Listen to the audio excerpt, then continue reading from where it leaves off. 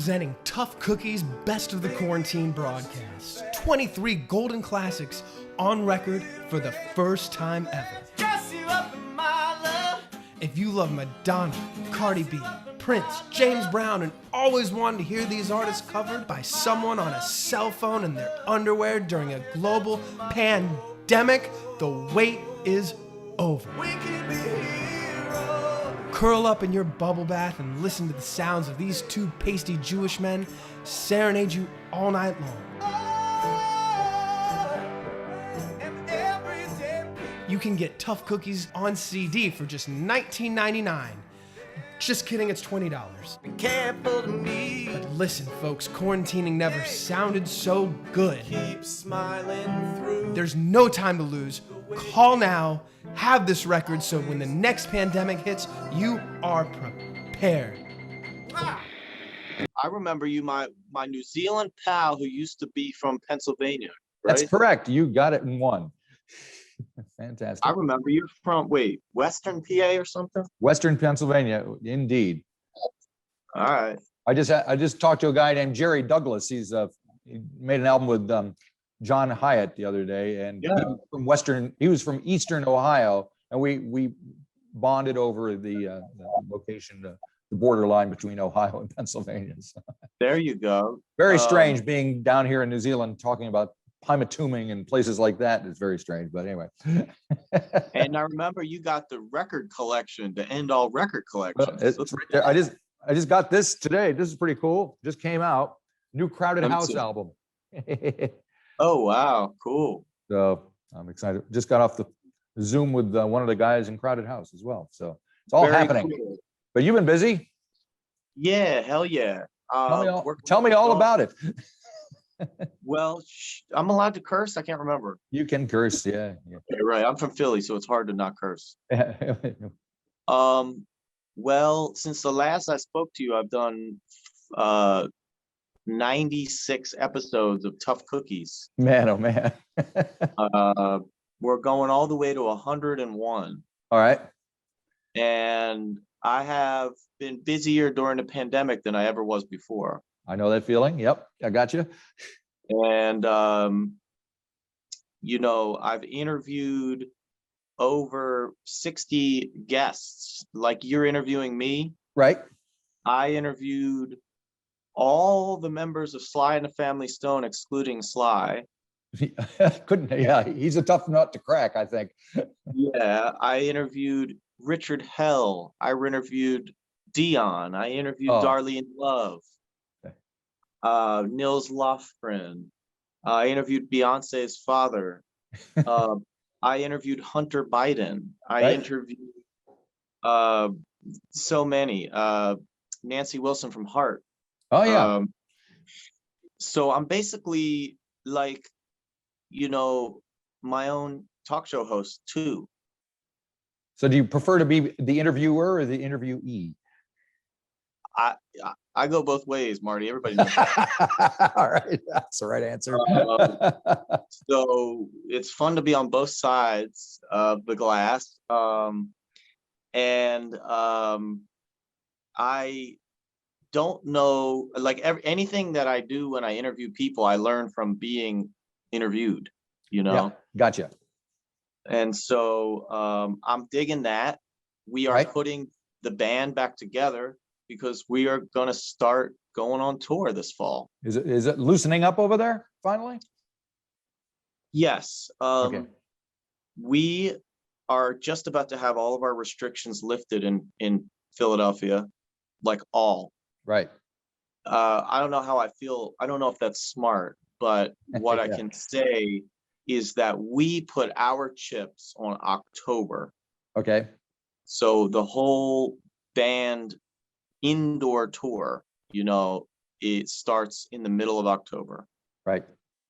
And we got these big comeback shows, Philly, New York, DC, the Stone Pony in Asbury Park, and then I hope it rolls into next year. If everybody stays healthy, hopefully we can get out of the country,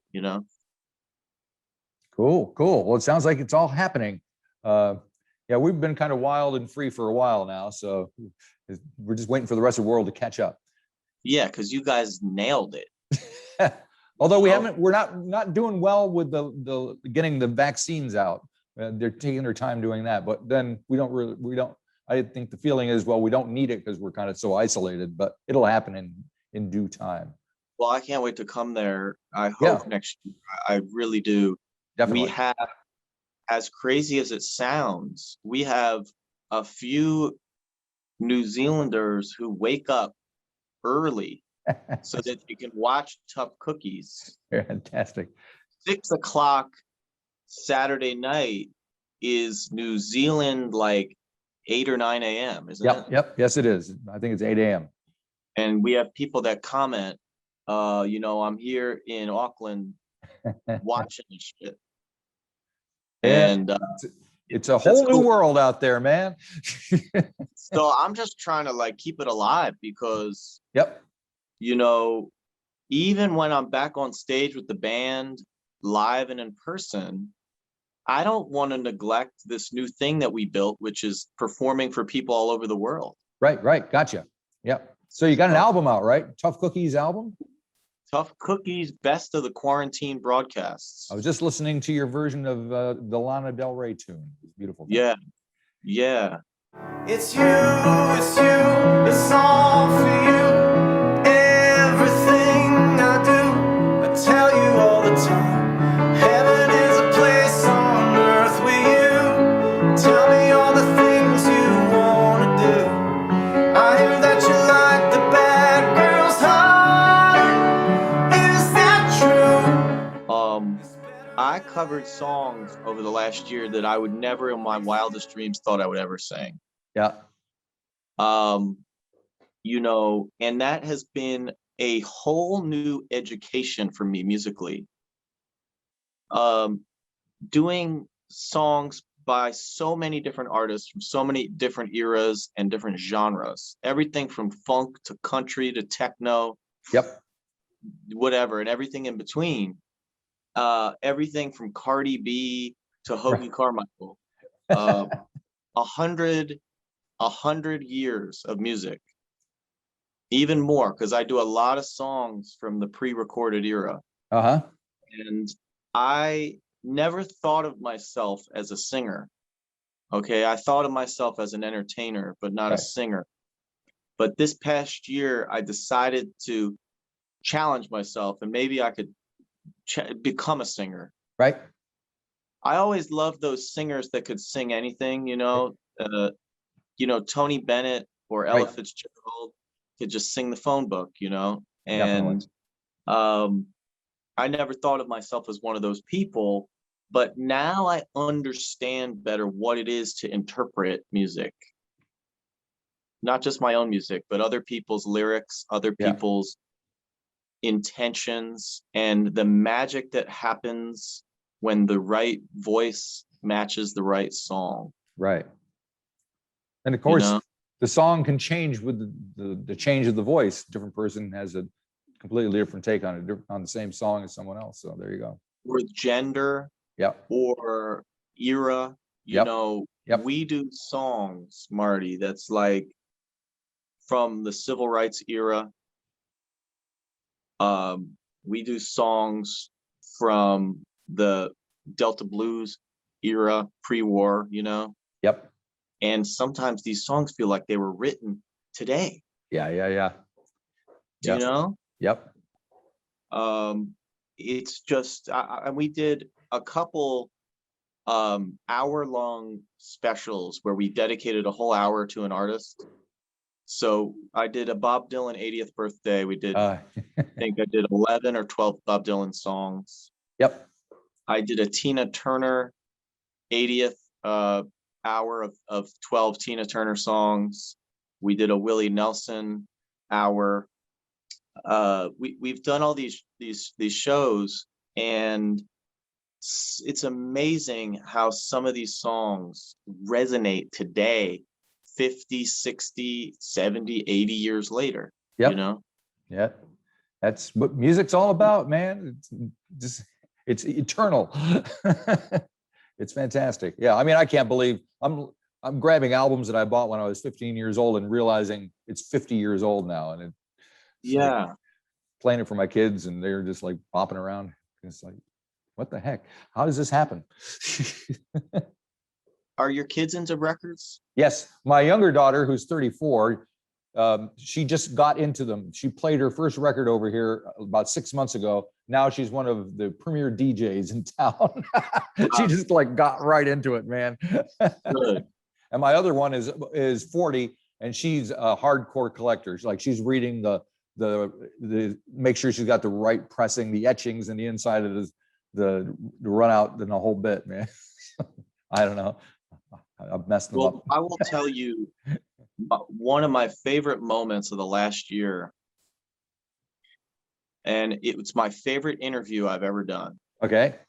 And I'm actually about to interview this person again a year later. Uh-huh. It's my pal, Bobby Rush. Do you know Bobby Rush? I know the name. Yep. So Bobby Rush, he's 87 or 88 years old. That would be right. Yeah. And he's been performing the blues since he was 12. He started a band when he was 13 or 14 with Elmore James. Oh, Okay.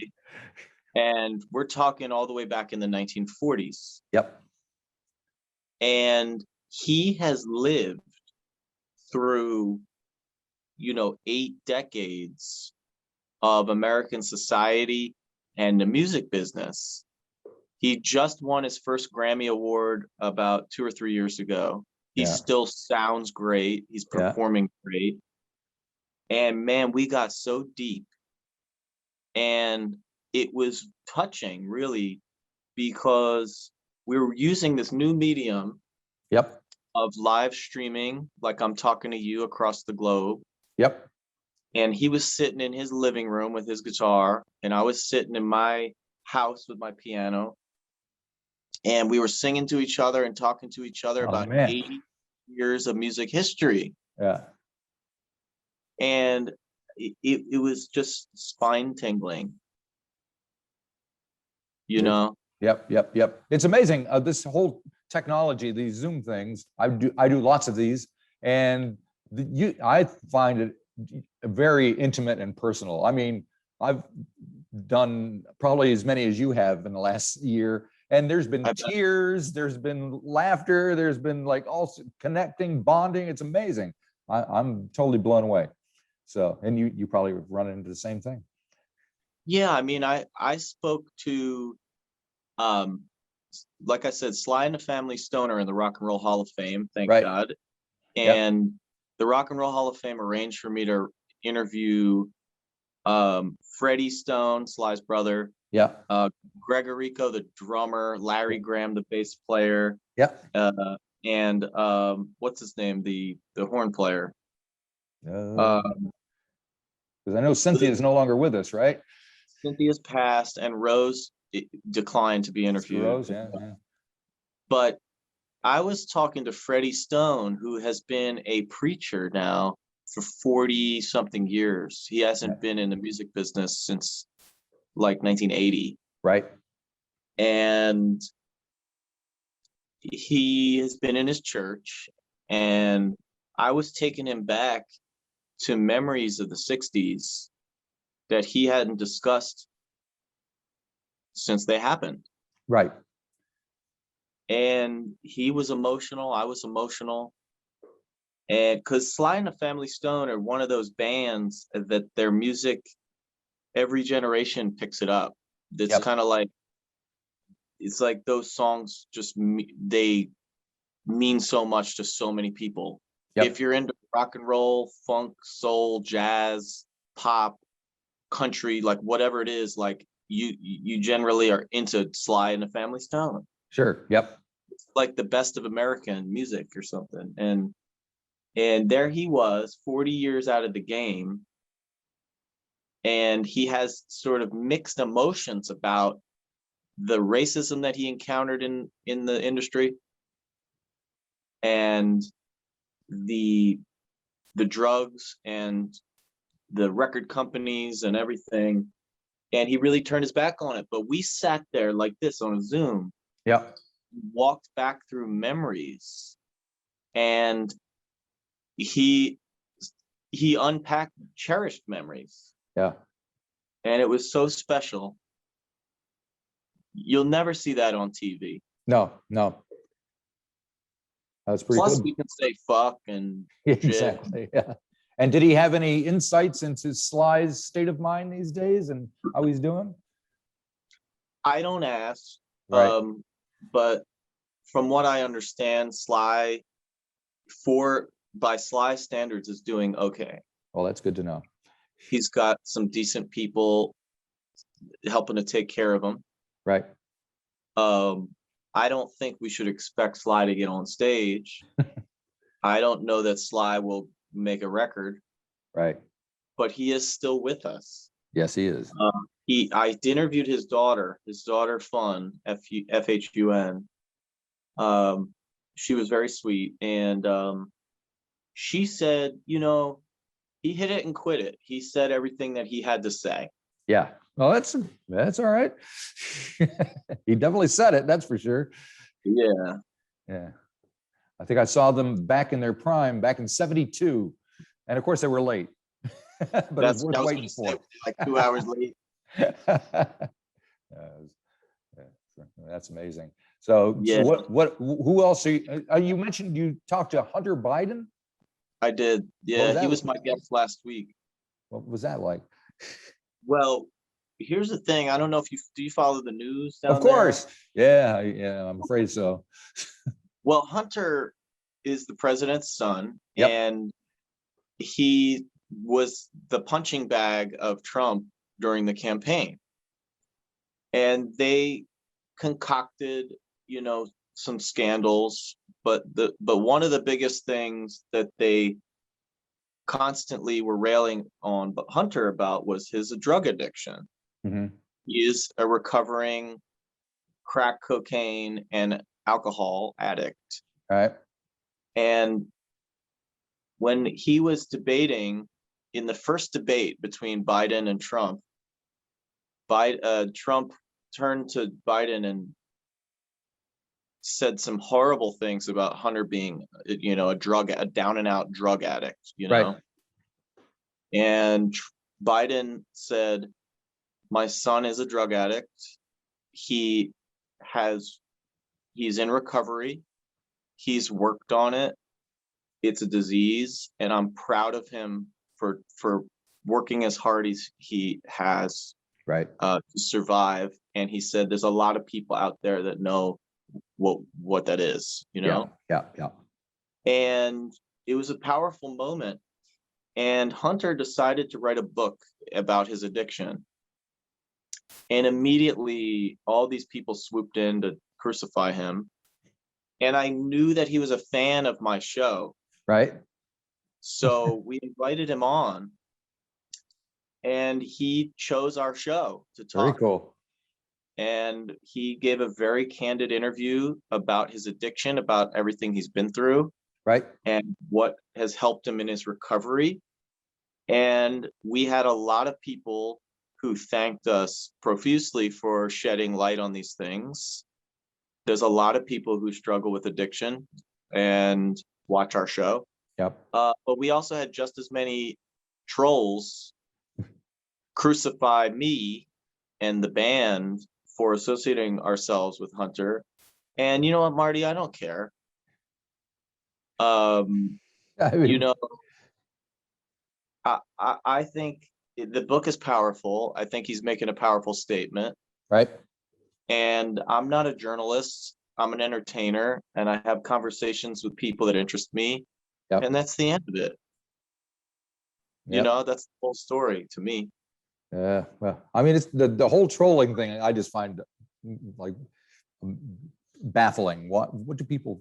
I mean, are they in that much a weird state of mind that they have to assert themselves and insult everyone around them? I don't know. But there you go. I'm okay. I'm not in politics. Yep. But this past election, I got out there and I stuck my neck out, and we campaigned for Right. Biden, Yeah. and getting out the vote, and then we played the inauguration. Right. I'm not here to dedicate my career to politics, Right. but I am here to dedicate myself to people and the well-being of people. Yep. That doesn't necessarily mean one candidate over another, but it does mean issues. We're going to talk about issues, Yeah. whether Yeah. it's racism, poverty, addiction, whatever it is. Yep. So I'm not going to not talk about those things, Cool. Yep. I just read a rather disturbing article where apparently Trump still believes that he can pull off the election somehow. Yeah, he thinks he's going to be coming back. Like next month or something. I don't know. It's like such a cancer in our country. Man, oh man. Yeah, it's very strange. I don't even recognize the country anymore. I've been away for a while. So, but you know what? As many fucked up things are going on, or as many beautiful things are going on. And the last year has given me a lot of hope. oh, good. And I've seen people through our program, through Tough Cookies, through our community, support each other. People of all ages, races, creeds, locations, whatever, become friends. Yeah. In a way that they wouldn't have before. Yeah. All right. And that's profound. Yep. And what it is that brings people together is art. Because if you really think about it, art that's the purpose. Like it is the thing that we have in the world that rises above everything else, It lasts. And it reaches people across generations and time, and so we were challenged over the last year. All of us, every single person on the globe was challenged, and we had to find a way to make music in a different way. That's why, even though we made the Tough Cookies thing on a cell phone, yeah, I'm proud of it because it's unfiltered. Yep. Yep. Yep. Got some cool tunes. You're covering what? Madonna, Springsteen, Bowie, Cardi B. It's amazing. So we did It's Raining Men too. Of course you did. You know who wrote that song, Marty? Paul Schaefer. Yeah. Isn't that perfect? It is perfect. It just makes so much sense. Well, Marty, I can't wait to be down there in New Zealand. Come on, man. Yep. Just keep in touch. I will. I'm right here. I'm not going. I really appreciate the support. There's about 4 or 5 people in New Zealand who have been long-term New Zealand supporters of Low Cut Connie. Right. There's one music writer, I can't remember his name, but after 10 years, I think it's time we get down there, Yeah, I think you're right. Excellent. Well, this has got to blow over eventually. The minute it does, I'm coming. I'm moving into your basement with your records. Actually, I'm on the first floor upstairs.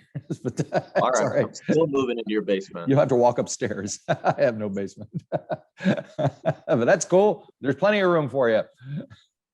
All right, brother, man. I got to go do another interview. All right. Thank you very much. Great to see you again. I hope I talk to you again soon, okay? Okay. Bye-bye. Take care, my pal.